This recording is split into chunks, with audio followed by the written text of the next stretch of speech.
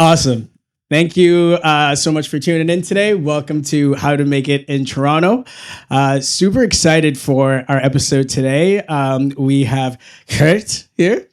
Did I say it correctly? You said it perfectly. Perfect. Is it Carl? It's Carl. Yeah. Perfect. No. I just wanted to nail it. And really excited for today's conversation. I think we're going to learn a lot about mostly, I think, creatives, a different kind of path and how you're going to make it as well. And some really cool, I think, personal lessons and life lessons. And also just a completely different perspective from, and I can be honest, which is I'm really interested and intrigued about a different perspective on success. So for me and for everyone else, let's welcome to the show, Geert. Thanks for having me. Yeah. Awesome. It's great to be here. Awesome. Thank you. So first question, what's your definition of success? My definition of success is that you've set a goal, that you've pushed yourself in some way, and that you're reaping the benefits or rewards that you hope to get out of it. And I think that's my definition of success. Actually, that's awesome. I love the goal setting. I think that's an important part of success as well. So let's start with this. So I know, and from how we've met, you were painting murals, right?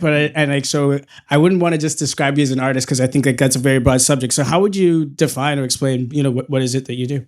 Well, I think it comes down to just being a creative. And whenever people ask me what I do, I just say I'm a designer. Because, I could say I'm an industrial product designer, but then I sort of, shoehorn myself into one category. And then it's hard for people to understand all the other things that I do. Yeah. So I just keep it at designer. And I'm, art and design often bleeds over into each other. Yeah. And I like playing around in this middle area where the two things overlap. And sometimes I go really far one way and sometimes the other way. Yeah. But it's really nice to have that room to move around and experiment and express myself. Yeah. That's awesome. So, I mean, how did you get started on this path, or how did you want to become a creative, or what led you to that path? Was it something that happened in your childhood, or? Definitely. Yeah. So when I was growing up, my grandfather on my mother's side, he was like an all-round creative, you would call him. He was an oil painter. He was a graphic designer. He was musically inclined. He was amazing with his hands. He could make anything, and he had a workshop. And it was amazing growing up as a kid. And you grew up in Belgium? Yeah. Okay, cool. Yeah. Yeah. And it was just amazing growing up and spending time over there with my grandparents and having this person to look up to who can literally just make anything, and to see that time over time happen. And whatever I would talk about or sort of be inspired about, he was so knowledgeable. And now as an adult, because he passed away maybe 15 years ago, right around the time where I was beginning to explore my creativity. He saw the beginning of it. But now as an adult man, I can see so much of him in what I do. And it's a beautiful way to feel connected to somebody who's so important. Yeah, exactly. That's awesome. Yeah. So you'd say obviously he played a big part in kind of defining what. Well, just showing me that you can make anything, and that's such a powerful thing to experience as a child. I know many other people that haven't had that, and once you see that every door can be opened, then it's very natural to just go where you feel like you want to go. Yeah, exactly. And some people who haven't had that, they need to experience that from themselves, and they have to do it on their own. But Yeah. It's No, I totally agree with that. I think there's a great saying that Angelina Jolie, I think, says. It's like, you don't really know what the world is until you get out of the box your parents built for you, right? exactly, yeah. And I think that's one of the main things we want to get out of this podcast is kind of showing just the different perspectives and the different backgrounds, but how, especially having a great influence along the way is big for you. Yeah. Did you have any other mentors in your life that you looked up to as you were going and that helped kind of shape you and what you're doing?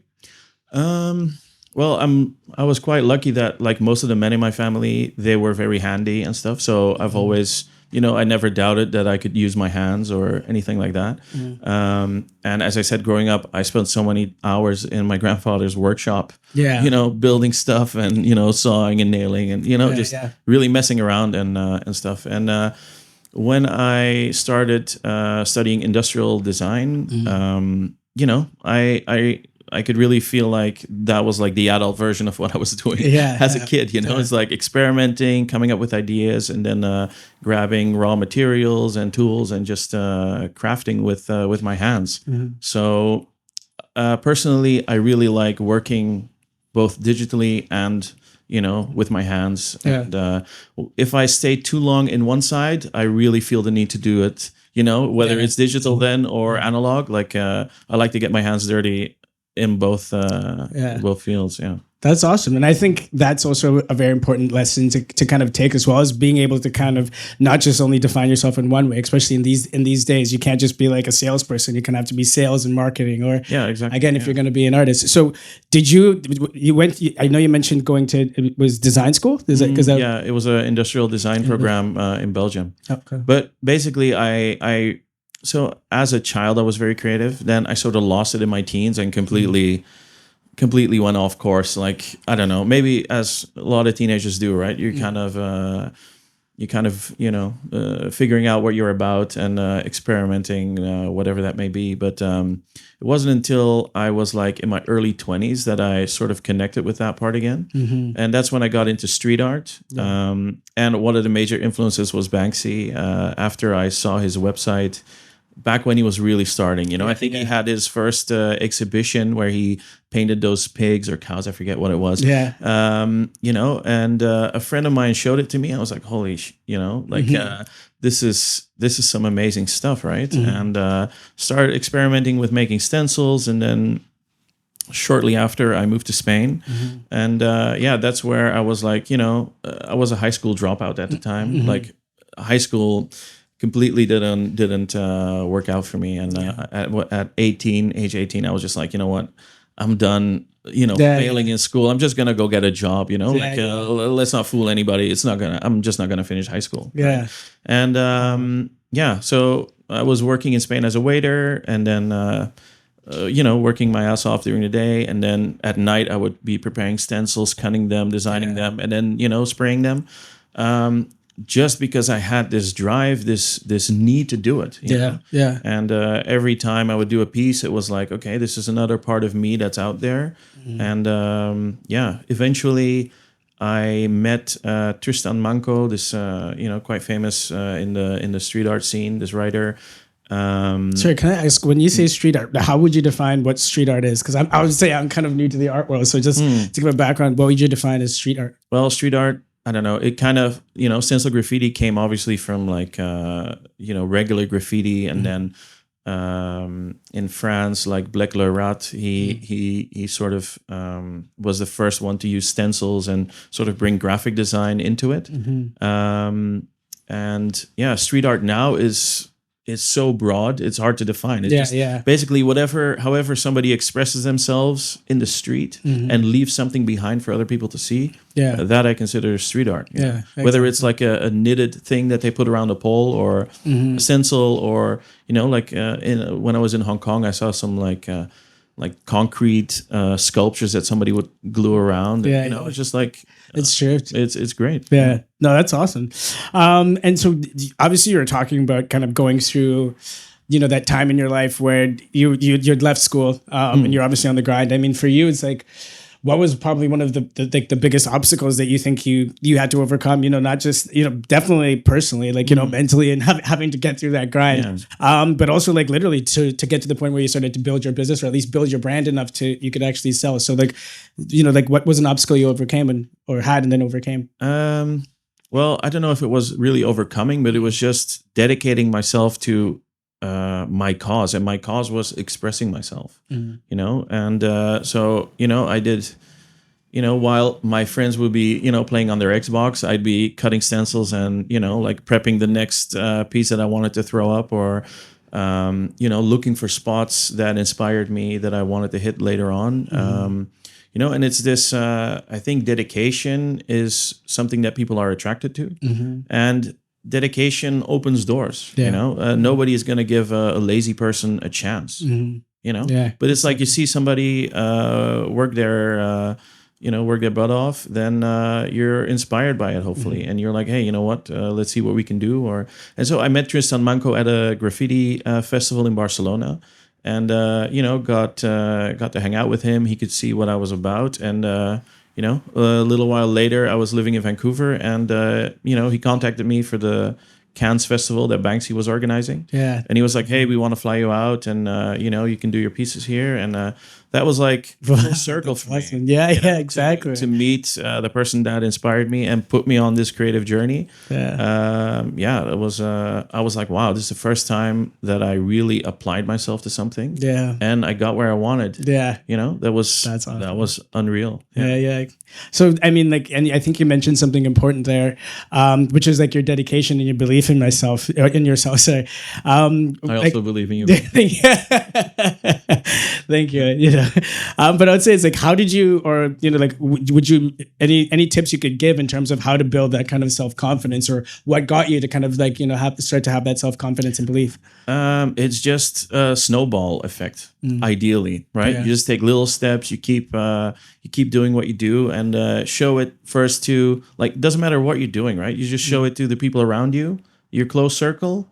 Hopefully they give you positive affirmation, and even if that's not the case, you just gotta do it for your own gratification. And sort of grow from there. And for me, it helped to be able, because graffiti is anonymous, right? You don't tell everybody, but just the close circle around me back then, they were very supportive. And I would go with one of my best friends in Spain. He would be driving around, and we would look for spots, and so it wasn't just me, obviously. It was also with some people that were very dear to me. So, yeah. That's really cool. So let's get to the like where you are now, and definitely talk about obviously the word of art. So I mean, like, if someone is trying to get there, like, how do you, or is there like a network or a place where you can kind of connect with people who you can maybe find a mentor for, or how do you get into the industry just in general? What would you say? What would I say? Look, for me, for example, that graffiti festival was a perfect example, right? I had just started out, I was maybe doing it for a year. Then I heard about a graffiti festival in Barcelona. I wrote them, and they already knew me, because even though I was like in a small coastal town in Spain, back then, this was like before Instagram and all that stuff, but I did have my own website. So I realized, like, hey, I'm in a small town, but if I put it online, then it doesn't matter. So, they invited me over there, and just to, doesn't matter if it's a small beginnings or whatever, but just to be around your peers, that really helps, I feel. And then they have connections, or they know people, and you sort of gotta get your own family in that field. Exactly. And so, like, I would say, what keeps you then, like, like, motivated, especially because it's like, to get to the point of where you're actually now meeting people, you've gone through a grind, like you're saying, you're working, like during the day, and then doing your passion at night. What was something that keeps you, or how would you say you stayed motivated through all of that? I don't know. It was just, I often have that, definitely in periods of my life, not all the time, where there's this invisible hand that's just pushing me forward, and I don't know. It's maybe just the hunger to do new stuff or to prove myself, or I think that might be different for everybody a little bit. But yeah, just I don't know, just being hungry. Yeah. Yeah, exactly. Yeah. I feel that. So I mean, so for you, it's like right now, like where can we find your content, and like, like how can we, definitely learn more about, what you're doing, and then also learn more about like, like street art in general. Like, where's a good place, or like if there is a resource to go find that. Well, I think nowadays everything is on Instagram. Yeah. When I was starting out, there were a few websites. Wooster Collective. Yeah, it was this. I don't know if they're still around actually, Yeah. but yeah, there were just like graffiti databases and blogs and stuff like that. But nowadays everything is a hashtag, and everything gets tagged like online, right? Yeah, exactly. So yeah, Instagram is I think the biggest one, I would say, and even like TikTok, right? Like guys now they just film doing their own graffiti, and then everything is now a video. Yeah. Which I mean, I think there's sort of a point where it's becoming content. Yeah. It's not about the piece anymore. But But then again, I was sort of doing the same, right? Where it was like it was a picture on a website for most of the people. Yeah. Because I was living in a small town. Yeah. Right now it's just so no one physically, obviously. No, exactly. Yeah. Or a piece might get taken down the next day, or people paint over it because they don't want it on their property or business. Yeah, exactly. Which is fair. Yeah. Like exactly. I painted, and then you do with it what you want. Yeah, exactly. Yeah. That's so like, let's say definitely based on that, like what do you think is the best way to be able to stand out, or even like share your work so number one, I think there's like, what's the best way to stand out? I feel like, especially because you've had the ability to be able to do that. How would you say that? I would say just be authentic, just be yourself, and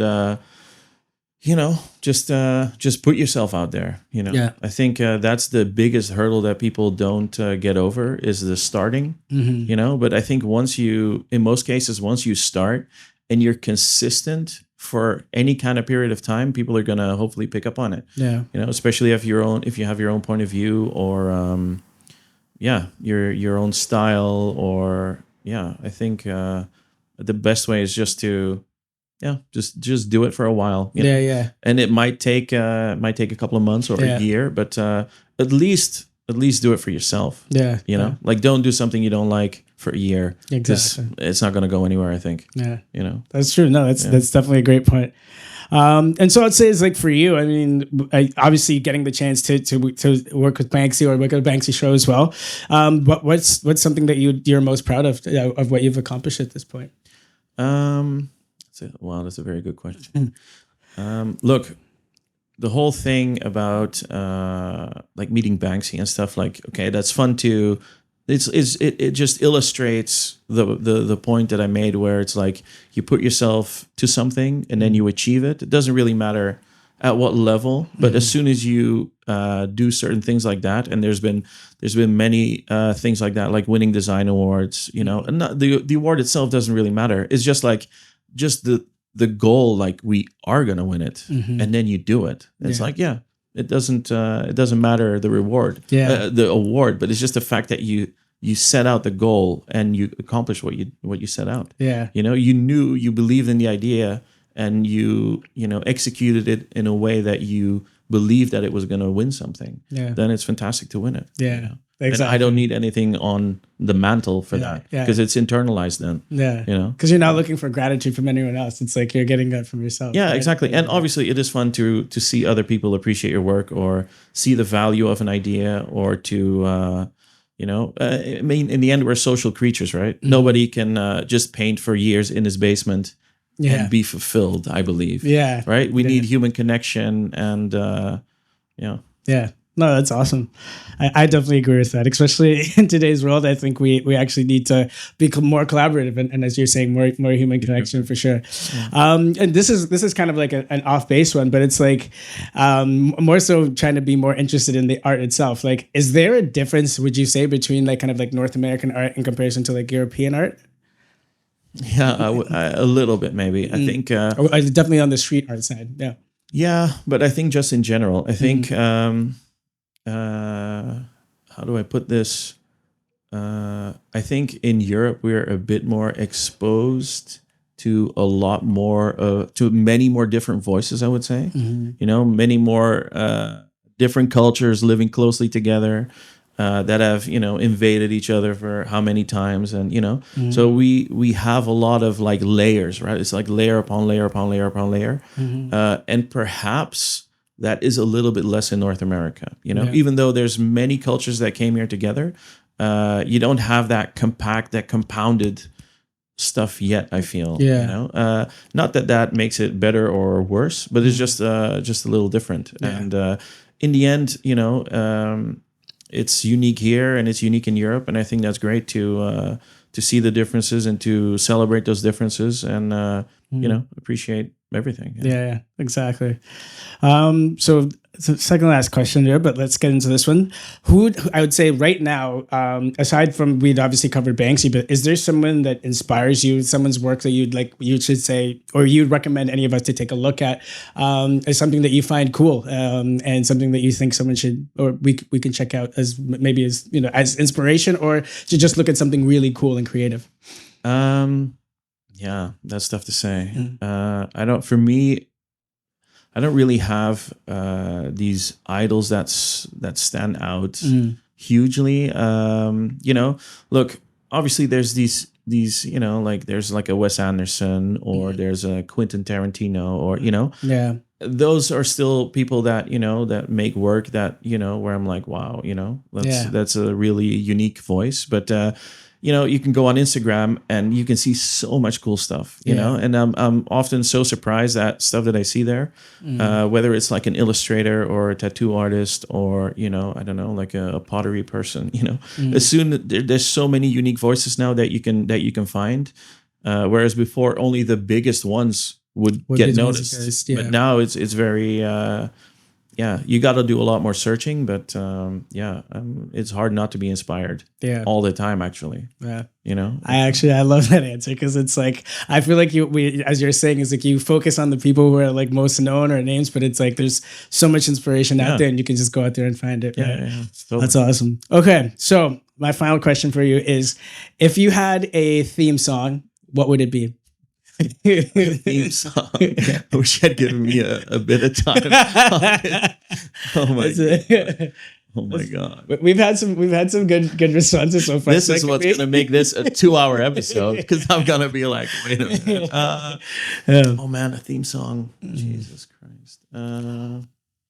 We had Robin Dancing on My Own as the last. That's a great one. It is a catchy song. I'd rather dance not alone. Yeah. I think. Hold on. Can I grab the phone? Yeah. No, we got time. We got time, right? There's definitely one song that comes to mind.